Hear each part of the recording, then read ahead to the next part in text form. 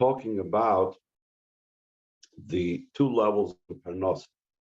Because we had a question, how could it be that it's brought down that parnasa, since it's sent directly by Hashem himself, is higher than the level of Geula? How is it possible? How can we reconcile the two? Geula has to do with Nisan, parnasa has to do with Tishrei. We know Nisan is higher than Tishrei. That's why by the Sarsadibus we say, so we spoke about there's two levels of parnasa. There's a level of parnasa that is just the basic level, and that is not from the level of ani. That's like the Eibishter sends shluchim for rain, and which also includes parnasa outside of Eretz Yisrael, outside of out in the rest of the world, but in Eretz Yisrael, the Eibishter himself does. The same thing we said is the difference between over there it's talking about a very strong avodah, and it's a level of the level of Amelim b'Torah, not just ordinary study of Torah, but the level of Amo and Yigia, and that reaches a level that's higher than say the Shtalshus. So therefore, the parnasa that results from it is it's coming from the Eibishter's very essence, as opposed to just ordinarily is not talking about that high level of parnasa. So therefore, it's only an external level of parnasa. It's only a basic level, a level that has to do, let's say, from the times of Noach and so on, as opposed to the unbelievable type of Eitzas Aliyitim period type of parnasa, and there'll be chitim as big as a kidney is of a cow, and so on and so forth. This over-the-top type parnasa comes from an over-the-top type of avoidam. That's also hinted in the idea that it's connected to amal yulad, that has to do with higher than say the shtalshus, just like birth, and yesh ma'ayin has to do with higher than say the shtalshus. And that's the difference, essentially, between the parnasa that we're speaking about in our parsha, which is over the top type of avodah, the level similar to b'chol ma'idecha, without any bounds, without any limitations, versus the type of avodah that's already bounded, unlimited. That's v'hoyam shmaya tishmu. It's not the level of amelim b'Torah. It's not the yigia. It's not the effort.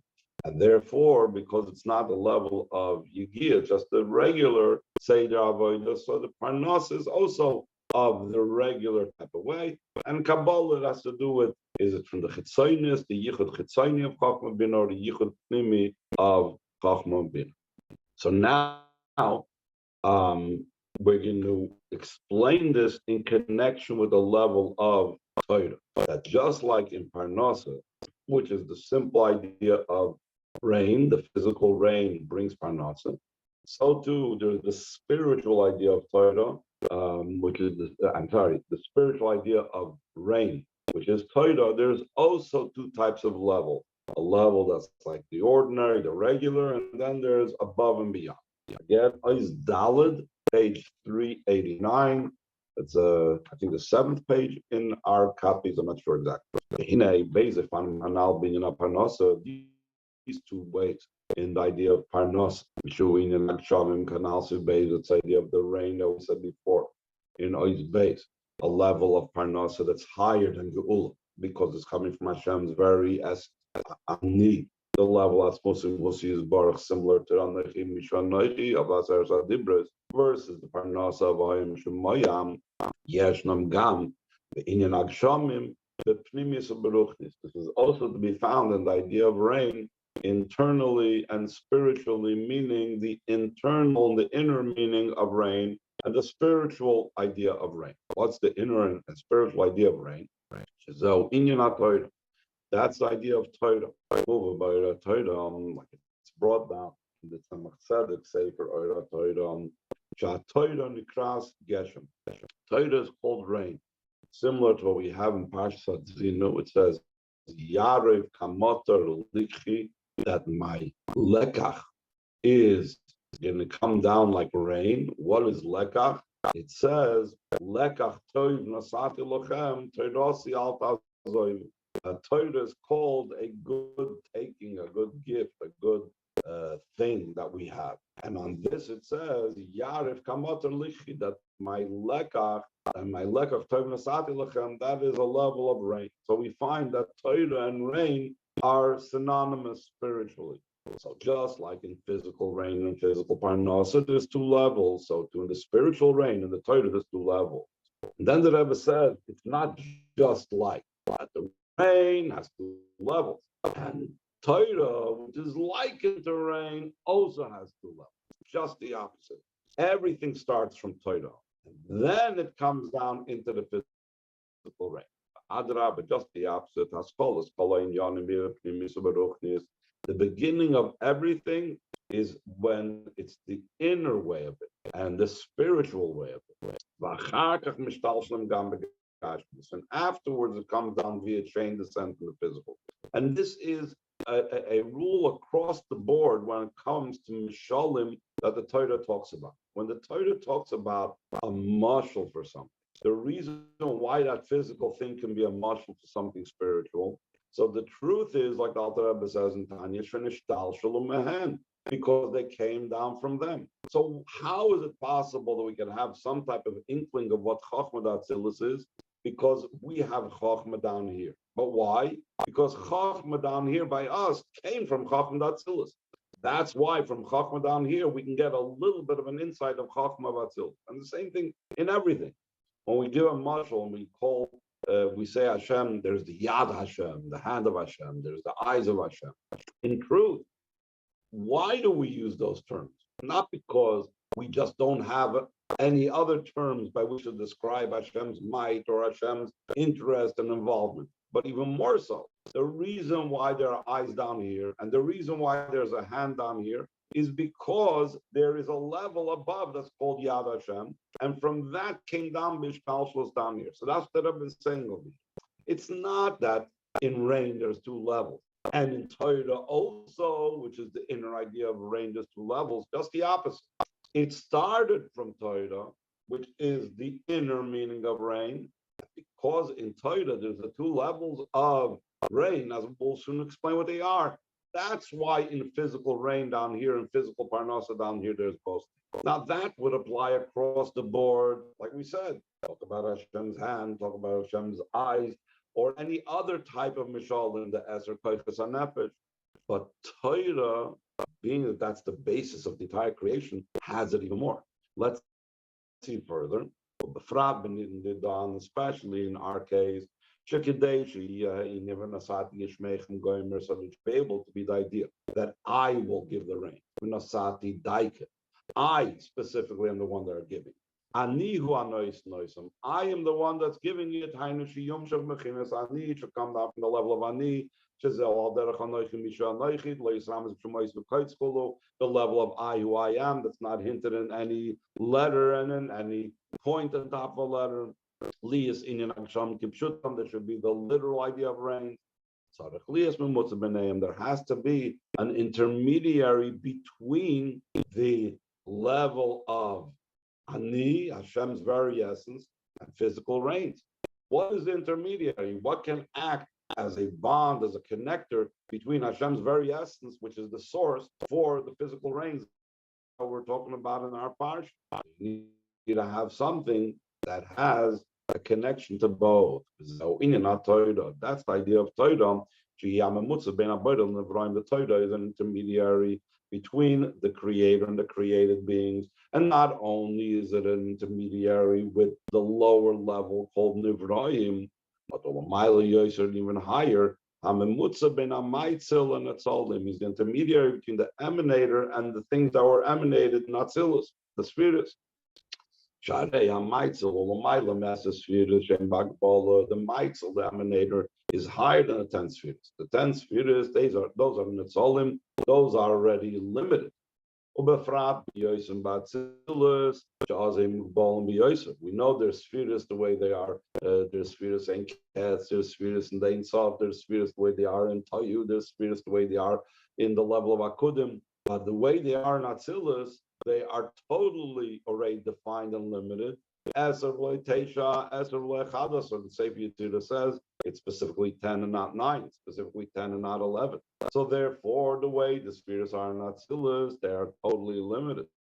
And therefore, the level that Torah connects is connecting it not just with Boida and Nivra, but connecting it with even higher than Atzilus, the level of Maitzah.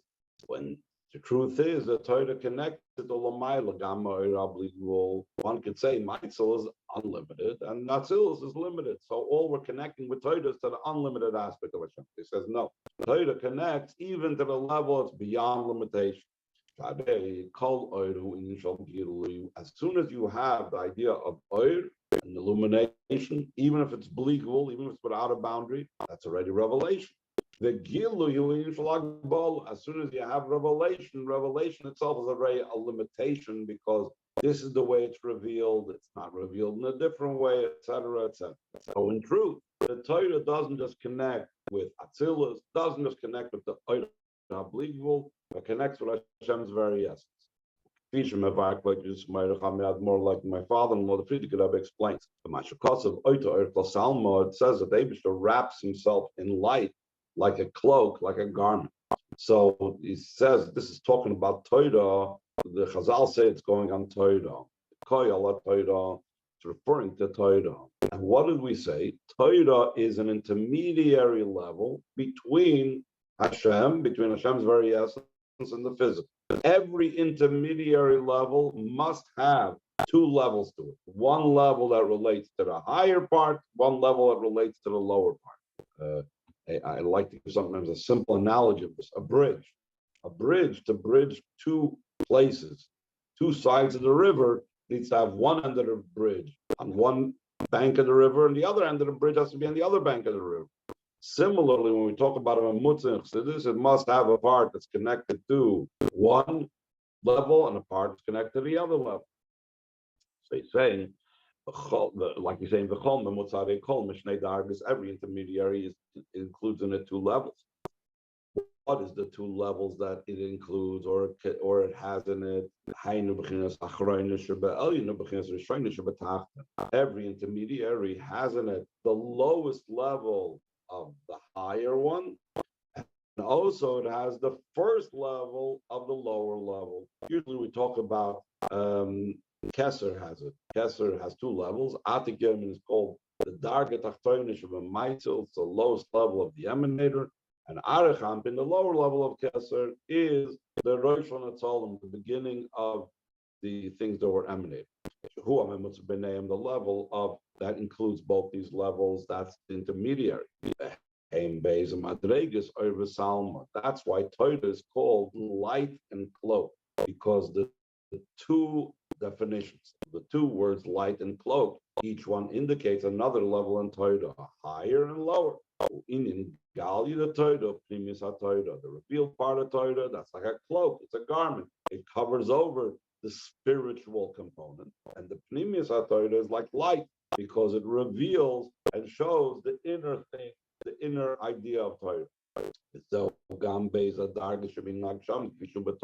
now we can know what are the two levels of rain, the way it's to be found in Torah. The Torah, Primus HaTorah, the revealed part of Torah, that's like the lower level of rain, the level that we talk about, the normal, ordinary type of rain that's necessary for regular crops to grow, that's for Tishmu, etc. And then the Primus HaTorah, the inner part of the Torah, that's like the rain, that's like Parnasa, that's higher than Geula, that comes from Hashem himself. That's level that's completely over the top. Page 390. But say you've been gone miles with this, based on what we just now learned, will also be understood the level and the quality of the Rashbi. Is a very high level. Like Rabbi Kiva, his Rabbi told him, it's sufficient that I and your Creator recognize who you are, even though others may not be privy to realize how unbelievable you are. But Rabbi Kiva, who was the Rashbi's Rebbe, recognized and knew what the Rashbi was. What was so special about the Rashbi? Because by the Rashbi, the Torah was his profession. And he was involved in the study of both the revealed part of Torah and the concealed part of Torah together. Behind what does this mean? That the secrets of the Torah was in a way that was revealed with understanding and comprehension. If Pnimius HaTorah would be separated from Nigla, so Pnimius HaTorah would just been in a way of like, we always like to call it Kabbalah. Kabbalah means I receive it. I don't know what it means. It's just Kabbalah, I see it. But by the Rashbi, it wasn't that way. When he studied Pnimius HaTorah, it was like studying Nigla. It was with comprehension, with understanding. So that's what it means that he was involved in Nigla and Pnimius together, because his Pnimius was studied in a way of Nigla. The same thing the other way around. Also, also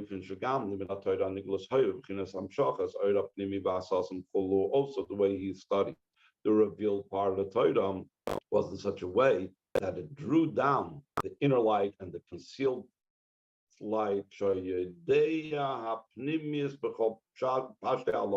When he learned the simple halacha, he saw right through it to its core.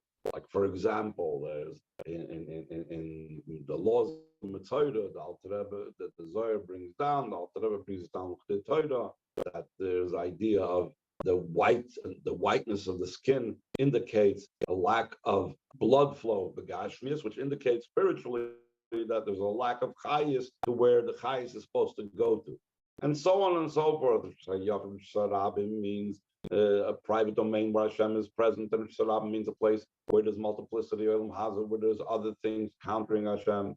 So when the Rashbi learned halacha and nigla, it wasn't separated from Pnimius HaTorah. It wasn't like, okay, we're done learning now Pnimius HaTorah, now let's understand Pshat and Gemara. When he learned the inner Pshat in the Gemara, when he learned a halacha in the Gemara, he saw its spiritual counterpart above. He saw the spiritual meaning of Shnayim Moitz Batalas, two people holding on the talis. What's it mean, the four domains of Shabbos? What's it mean spiritually? An ox that bore an ox that was exchanged for a cow and it gave birth. All of these things he saw in the spiritual way. Now the Rebbe points out this was unique with the Rashbi. This type of melding of both types of ways of learning, both the revealed Torah and the Pnimius HaTorah, they weren't two separate types of study. He says in the parentheses,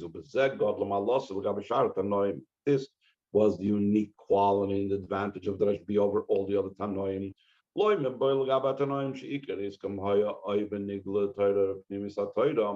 Not only in this regard did he surpass those Tanoim whose specialties was primarily the revealed part of Torah, or whose specialty was primarily in the inner part of Torah. So they definitely didn't have any melding and meshing of the inner and the revealed, because one was involved in the inner and one was involved in the revealed. But the Rashbi was involved in both. But the Rebbe brings down, there were those Tanoim that were involved in both. But even in comparison to those Tanoim that were involved in the study of the revealed part of Torah and the inner part of Torah, they still didn't have that melding together. It was still two different subjects. Now we're learning Chassidus, now we're learning Pnimius HaTorah, now we're learning Kabbalah. Don't make me and bring it down to the level of Nigla that I have to understand it. It's Kabbalah. Or now I'm learning Shnai Mochz Betalis. Now I'm learning a part of the Gemara. Now I'm learning a Pasuk Chumash. Don't bring it now into all spiritual things. But that was those Tanoim that mastered both types of learning, but still they were two separate things. But the Rashbi brought them together. We had this idea also previously. Machatzti Vani Erpa, even though there was a separation, the Rashbi took away that mechitza, he repaired that mechitza. What the Chassid of Hillel Parisher wrote. Shama Rav Chassid of Isaac Maham, Shem Rabbeinu Zaken of Hillel Parisher was primarily a Chassid of the Tzemach Tzedek, heard from Isaac Hamler, who was a Chassid of the Alter Rebbe. Before great neshamas like the Rashbi, the Beis Mikdash wasn't destroyed. How come? What does it mean the Beis Hamikdash wasn't destroyed?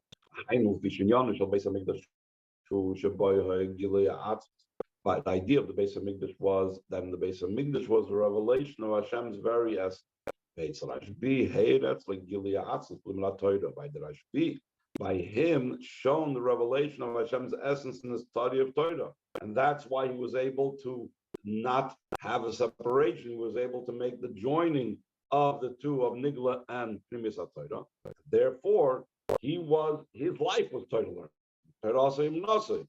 And in his Torah learning, he experienced Atmos. So by him, the Beis Hamikdash standing or not didn't really play a role because he had this even now, even without this this idea of what took place in the times of the base, in the destruction of the Beis Hamikdash. Any questions before we go on? Let's bear in mind I'd like to finish the mimer today. Okay, we're holding the second paragraph in Ois Hey, page 390. Since Torah is the intermediary. That through that comes down the Hamshach in the world, like we said earlier, that from the level of Hashem's essence, that I am the one that's going to be giving the rains. Not like a lower level where the rains come through shluchim. And the physical world that have to receive it from Atzmus to the physical world, you need to have Torah to be that intermediary. And how can Torah be that intermediary? Because it has both Oir and Salma, it has both Pnimius and the revealed part of the Torah. So it took a master of that unity of Oir and Salma, of that unity of the intermediary aspect of the Torah, how it combines both to be able to make Parnasa come down here in this world. So this advantage of the Rashbi in the study of Torah. Parnasa comes down also on the idea of making a living. It comes from a level it's beyond say the Rashbi. That's why the Rashbi holds.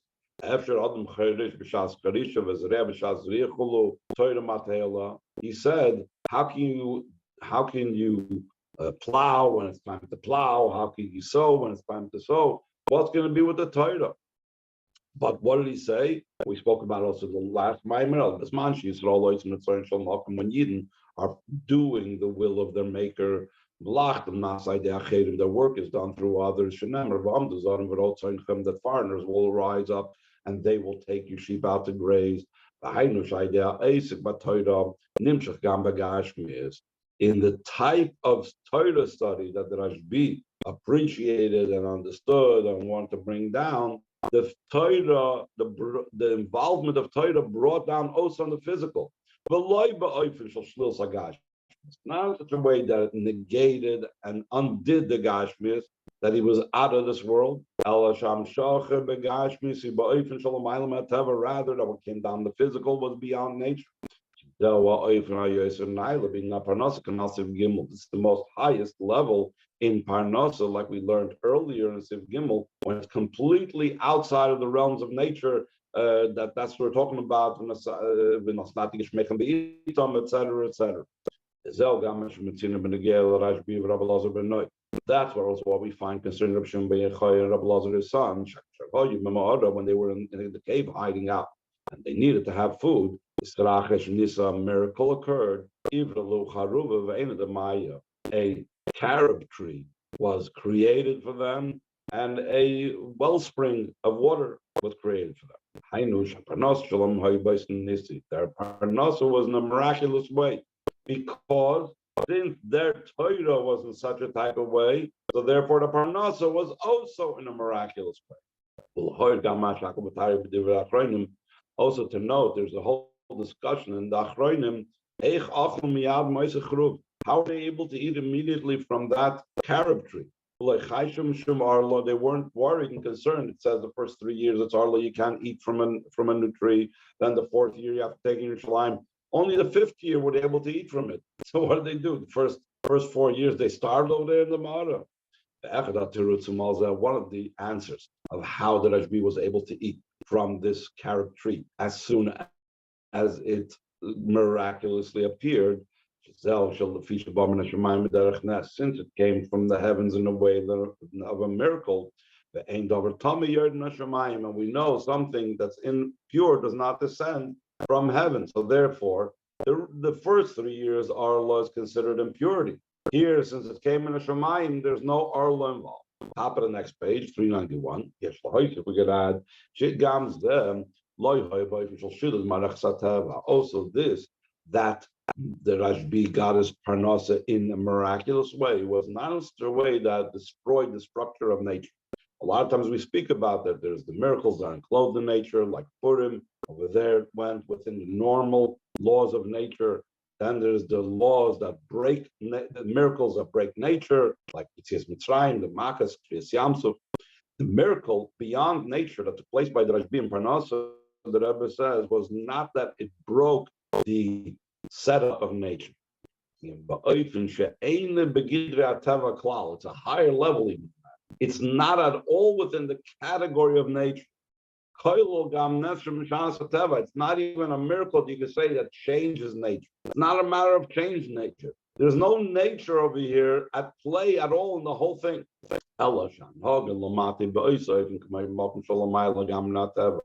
But rather, the way Hashem is running it down here below is in such a way that's completely higher than the physical world, in such a way how nature is in this physical world, and not, I'm sorry, how the spiritual comes down here in the physical world without any limitations of nature whatsoever. With this is also answered another question that the Achronim have from how did he eat. One question we answered about Arla, but it's a different problem about how did he eat from the carob tree and the wellspring. It says one should not derive benefit from things that were miraculously created. Why? What's the problem? If they were created miraculously, why not? Well, because when a person is performed a miracle for him, they deduct from his merits. So the Rebbe says this idea that a miracle deducts from the merits is that's only when the miracle is destroying the setup of nature. Generally, this comes through davening and a request. Hashem exceeds your request and does it in such a way of giving you a miracle. Since on your behalf, because you begged Hashem, the Eibishter is changing the nature for you. That's why your merits are deducted. It wasn't such a way that nature was changed, this was completely beyond nature.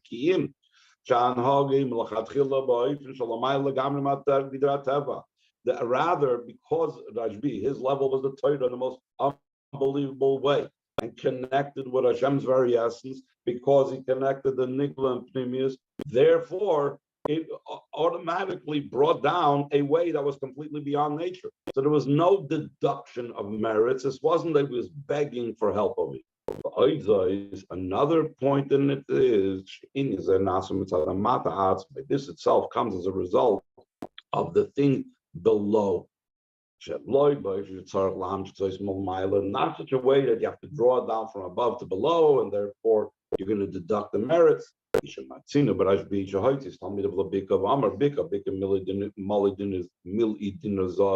told the students that were upset that they saw a different student came back with a lot of money from a business venture and left yeshiva, and he said, let this whole plane fill up with golden coins. The Rashbi didn't say that gold should come down from heaven, but rather that the plane itself should become filled with gold. Because the way the Rashbi did it was that which is down here below completely changed, because the world became a place that gave Parnasa. Because why is that? Because he connected Atzmus with this world. Let's conclude the Maimer. That's what it says. If we'll go in my statutes and laws, I will give you the rains in its times. It's not just referring to the rains in the literal physical sense. It's also referring to the spiritual idea of rains. Even more so, like we said earlier, it begins from the spiritual idea of rain, which is Torah. From this comes down by chain descent, also in the rains in the physical. We call them up and still in all, even though it comes from a higher level, it comes from the spiritual idea of rains. That's not the main thing, not the spiritual idea of rain. The primary thing is drawing it down the physical. Just like in general, Torah mitzvahs, action is what's primary, not studying. Though action is incomparable to the idea of thought, the idea of intention, and how much more so it is of no comparison to not just any, but thought and intention, but the will of the heart, the most deepest type of connection in my emotional connection with Hashem. Despite all of that, action is prime. The movement so it's concerning physical promises, not just Torah mitzvahs versus intention and emotion and so on, but even the physical promises that Hashem promised us to have physical good in the physical world. That is the main thing, more that Rebbe says, amazing chiddush, than the Torah that brings to that. It says, to such a degree that this is what we said earlier from the Medrash, a parnasa is greater than redemption. Moving Rambam and the Gel Yudim Gashmin Shabbatorah, like also understood what the Rambam writes concerning the promises for physical good that says in the Torah. Why will we promise physical good? Because that's going to give us the capability to sit free of any worries and any concerns, and we'll be able to study Torah, and we'll be able to do mitzvahs. For this reason, all Yidden desire the days of Mashiach, so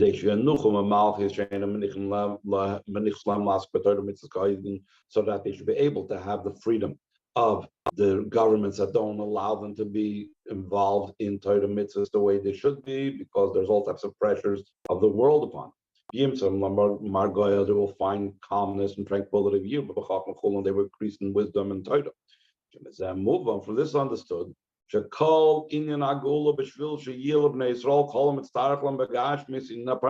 entire idea of the redemption is to serve a different purpose, to be able to have the physical needs, the idea of parnasa. And when they have parnasa, they'll be able to involve in Torah studying. All of this, the physical parnasa, the spiritual parnasa of Torah study, is the most highest level of parnasa, beyond nature. Comes about through the toil and effort in Torah Kanal Baruch, like we spoke earlier at length. This is why we read this parsha close to the Yom Tov Shavuos. The fact that we actually, the parsha that's read always before Shavuos is Bamidbar at least. To be able to separate between the negative things that are in the Teichach parsha which Shavuos. But essentially, the Rebbe is saying parsha is connected with Shavuos. Saying because the preparation for the time of the giving of the Torah, also Torah, then they should give the Yidden the Torah. It's through Yidden accepting upon themselves that they will go in our chukim, that they will be toiling in Torah.